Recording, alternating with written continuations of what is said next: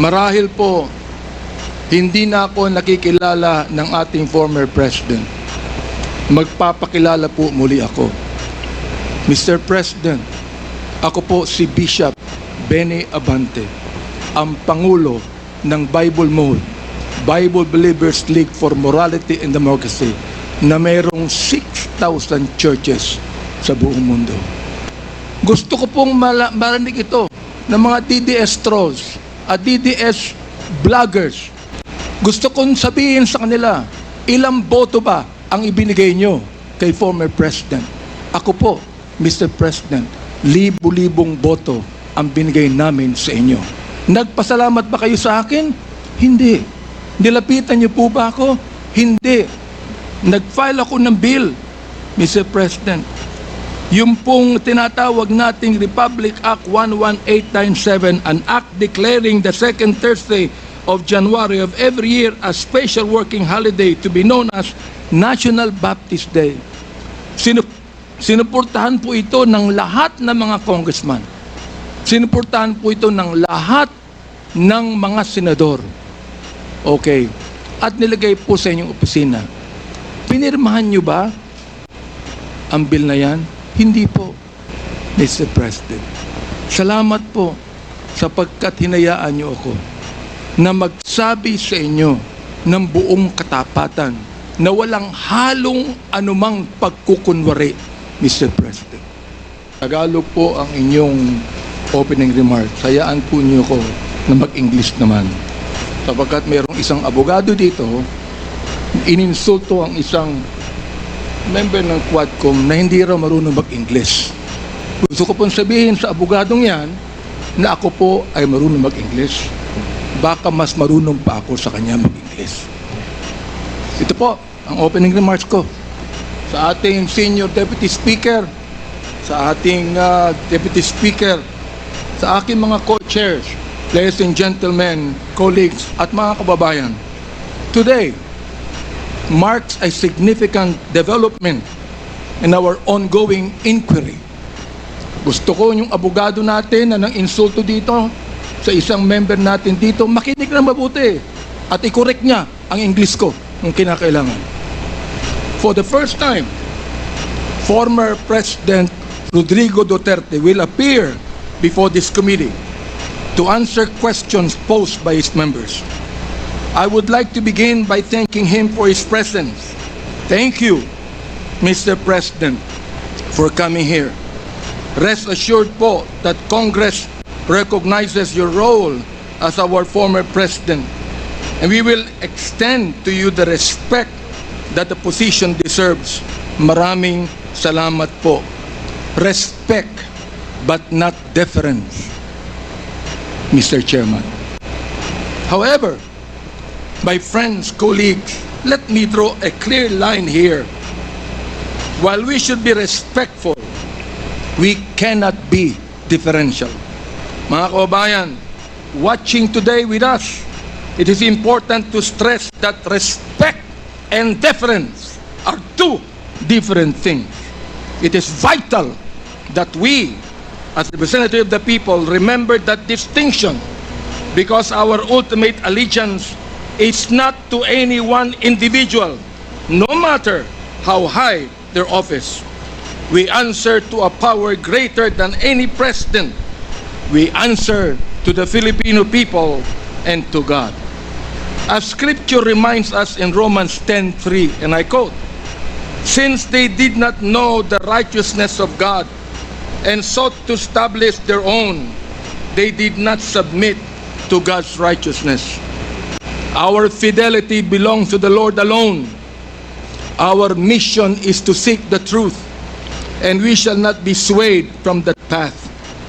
As we have said time and time again, we have organized this inquiry with a solemn purpose to recommend avenues for justice to be served, seek accountability, and uncover the truth as we adhere to the rules of inquiry in aid of legislation.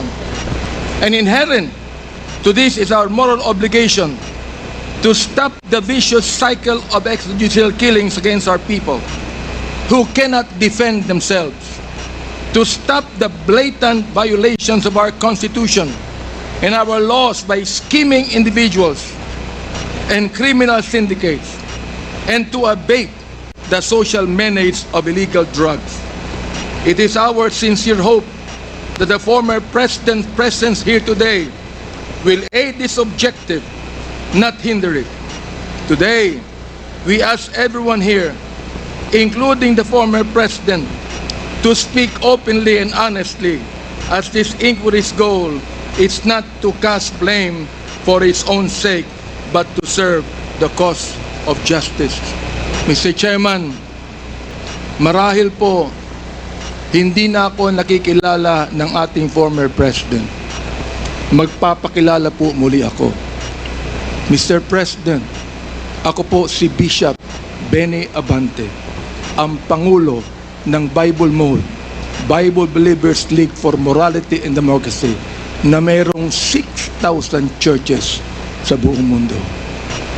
Kung naalala niyo, Mr. President, bago kayo tumakbo and you were still deciding to run, I was invited by a common friend to meet with you. And we did at the Fairmont Hotel in Makati. I hope that you would remember that. With me are two pastors, and we prayed together. I prayed for you, asking the Lord to give you the right decision to run for the presidency. I do not know you from Adam, Mr. President, but I believe in your cause. I believe in your plan. And because of this, Mr. President, I work hard to campaign for you. Many of the pastors of the Baptist community voted for you. Gusto ko pong marinig ito ng mga DDS trolls at DDS vloggers na tumitira sa amin at sinisira ang aking reputasyon. Gusto kong sabihin sa kanila, ilang boto ba ang ibinigay nyo kay former President? Ako po, Mr. President, libo-libong boto ang binigay namin sa inyo. Nagpasalamat ba kayo sa akin? Hindi. Nilapitan niyo po ba ako? Hindi. Mabuti pa, Senator Bongo, Mr. President, nagpunta sa aking simbahan at nagpasalamat sapagkat sinuportahan namin kayo at siya, Mr. President. Now, gusto kong sabihin po dito sa Quadcom na ito, ako ba'y lumapit sa inyo para humingi ng pabor? Hindi po. Ako ba'y lumapit sa inyo para magrekomenda ng justice, magrekomenda ng general, magrekomenda ng cabinet secretary? Hindi po. Hindi ako nagpunta ng Malacanang nung kayo nanunungkulan sa loob ng 6 na taon. Isang beses lang. Ako po ay nagsabi kay Senator Bongo, kung maaari na makapag-usap po tayo. Pumayag po siya. At nag-usap po tayo, if you would remember that, Mr. President. Nag-usap tayo confidentially. Ano pong ginawa ko? Binuksan ko po ang Biblia. Ipinakita ko sa inyo na walang ibang tagapagligtas kundi ang Panginoong Kristo. Ipinakita ko sa inyo ang maaaring magbago ng buhay natin, walang iba kundi ang ating Panginoon. Sinabi ko sa inyo ang nakalagay sa John 3:16, "For God so loved the world, that He gave His only begotten Son, that whosoever believeth in Him should not perish, but have everlasting life." Binantayan ko ang inyong panunungkulan. Nakita ko na maganda ang plano nyo. Nakita ko po, Mr. Chair, na ayaw ng Pangulo na itong bansang Pilipinas mahulog sa kamay ng mga drug lords at drug traffickers. Maraming salamat po sa inyo. Nagsimula kayo ng war on drugs. Kami mga kapastoran, believe po sa inyo, sa inyong ginawa. Sabi nyo, 6 months lang, kaya nyong tapusin ang war on drugs na ito. Inabot po kayo ng 6 na taon. Hanggang ngayon, meron po tayong war on drugs.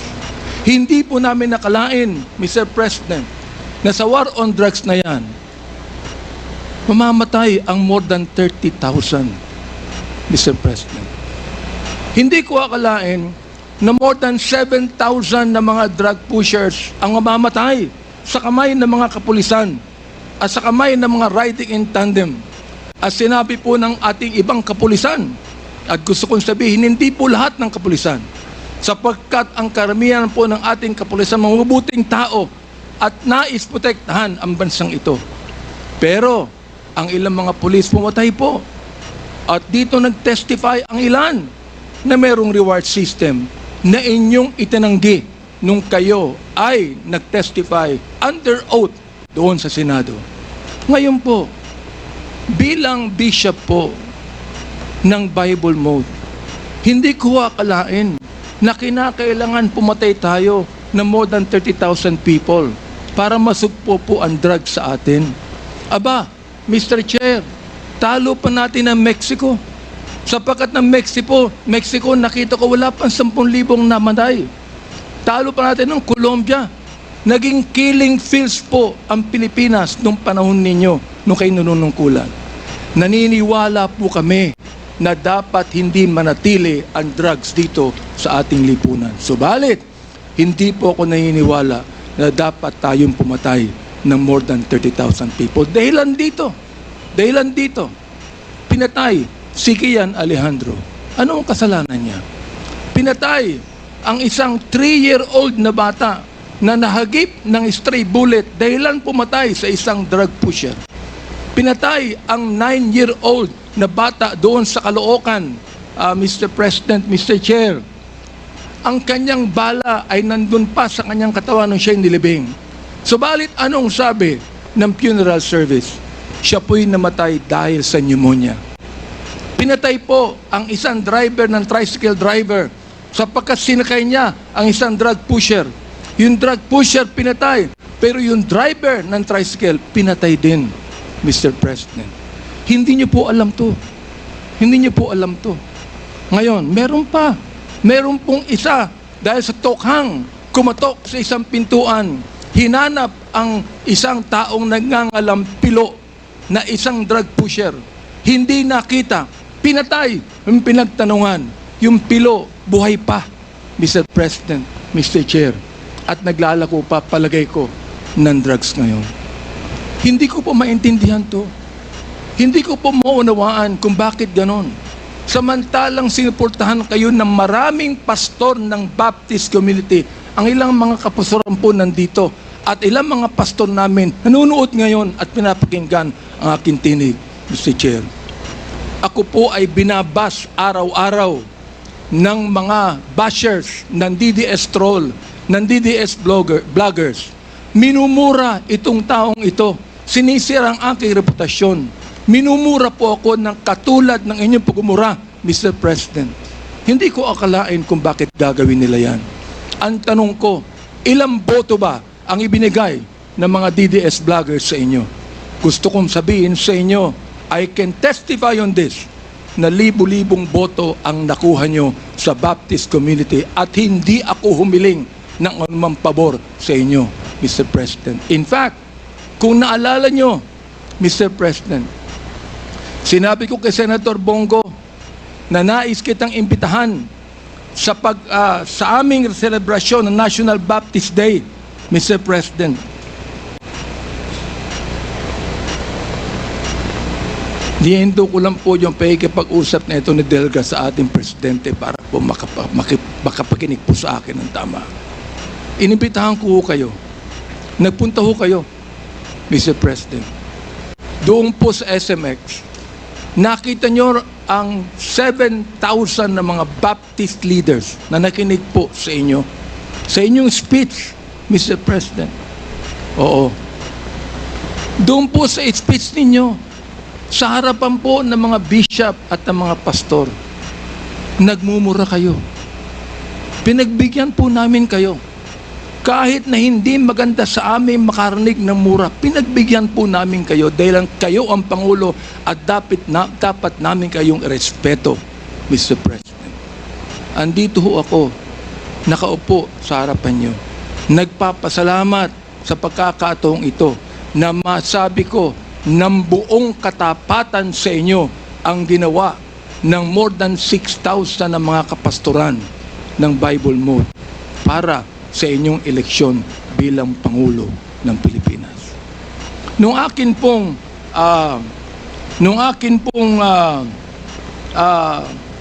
nag-file ako ng bill, Mr. President, yung pong tinatawag nating Republic Act 11897, an act declaring the second Thursday of January of every year as special working holiday to be known as National Baptist Day. Sinuportahan po ito ng lahat ng mga congressman. Sinuportahan po ito ng lahat ng mga senador. Okay. At nilagay po sa inyong opisina. Pinirmahan nyo ba ang bill na yan? Hindi po. Naging batas yan because it lapsed into law after 30 days. Pero, okay lang po sa amin yun. Okay lang po sa amin yun. Yun na lang siguro ang maaaring pasalamat ninyo, Mr. President, sa amin. Bilang pagboto namin sa inyo ng mga libo-libo mga Baptist leaders at Baptist members sa buong kapuluan. Hanggang ngayon, nirerespeto po kayo ng aming kapastoran. Hanggang ngayon, pati yung kapastoran po namin sa Mindanao, ginagalang kayo. Marami kami pastor sa Davao na ginagalang po kayo. Bakit po? Sapagkat kayo ay naging Pangulo ng Pilipinas. Ang kahilingan lang po namin dito, Mr. President, habang kayo po ay kinakausap namin ngayong umaga, ang kahilingan lang po namin dito ay sana po naman respetuhin po ninyo ang Quadcom hearing na ito sa pamamagitan ng hindi paggamit ng mga vulgar words, Mr. President. Sapagkat gusto kong sabihin sa inyo bilang warning na kapag kayo po ay nagmura sa Quadcom hearing na ito, I will make a point of order on you. Meron po akong batayan na batas sa tinatawag po nating disturbance of proceedings. Gusto kong basahin doon po sa Psalms 109, 17 to 18 and 28. Hindi ko alam kung naniniwala kayo sa Diyos. Hindi ko alam kung naniniwala kayo sa Biblia. Samantalang sa isang pagkakataon, tinawag niyo ang Diyos na stupid, Mr. President. Tinanggap po namin yan sapagkat kayo'y Pangulo. Oo. At nagpapasalamat ako. Hanggang ngayon po, buhay pa kayo. Kahit na po tinawag niyo ang Diyos na isang stupido, Diyos. Oo. Hindi ko alam kung katanggap-tanggap yan sa lahat na mga nakikinig sa akin ngayong umaga. Pero ito po, gusto kong basahin sa inyo bilang isa rin namang warning. Sa wikang Tagalog, babasahin ko. Sapagkat iniisip niya, ang manumpa, ang magsabi ng masama, kaya darating yaon sa kanya, sapagkat hindi siya nalugod sa pagpapala, kaya't malayo yaon sa kanya. Dahil binihisan niya ang sarili niya ng pagsabi ng masama o pagsumpa na gaya ng kanyang sariling damit, yaoy papasok sa kanyang kalooban na gaya ng tubig at gaya ng langit sa kanyang mga buto. Hayaang sumumpa sila. Hayaang sila ay magmura. Ngunit magpala ka. Ang kahilingan po namin ngayon, Mr. President, sana po, imbis na mura ang marinig namin sa inyo, sana po, bigyan nyo kami ng pagpapala sa Quadcom na ito. Sapagkat hindi personalidad ang tinutukoy namin dito. Ang tinutukoy po natin ito, issue na kinakailangan po natin tuldukan sapagkat ito po'y kailangan ng ating bayan. Kapag sila'y bumangon, sila'y mapapahiya. Ngunit ang iyong lingkod ay magagalak. Yan po ang sinabi sa Salmo, Mr. Chair, Mr. President. Salamat po sapagkat hinayaan niyo ako na magsabi sa inyo ng buong katapatan na walang halong anumang pagkukunwari, Mr. President. Ginagalong ko pa rin po kayo.